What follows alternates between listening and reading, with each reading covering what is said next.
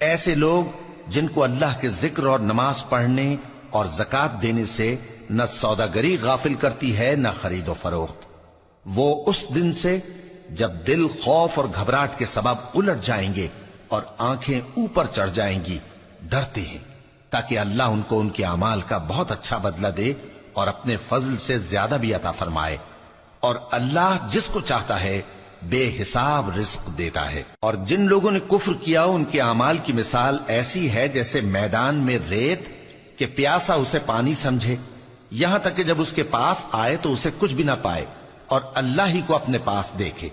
تو وہ اسے اس کا حساب پورا پورا چکا دے، اور اللہ جلد حساب کرنے والا ہے۔ یا ان کے اعمال کی مثال ایسی ہے جیسے گہرے سمندر میں اندھیرے جس پر لہر چڑھی چلی آتی ہو اور اس کے اوپر اور لہر آ رہی ہو اور اس کے اوپر بادل ہو، غرض اندھیرے ہی اندھیرے ہوں، ایک پر ایک چھایا ہوا، جب اپنا ہاتھ نکالے تو کچھ نہ دیکھ سکے، اور جس کو اللہ روشنی نہ دے اس کو کہیں بھی روشنی نہیں مل سکتی۔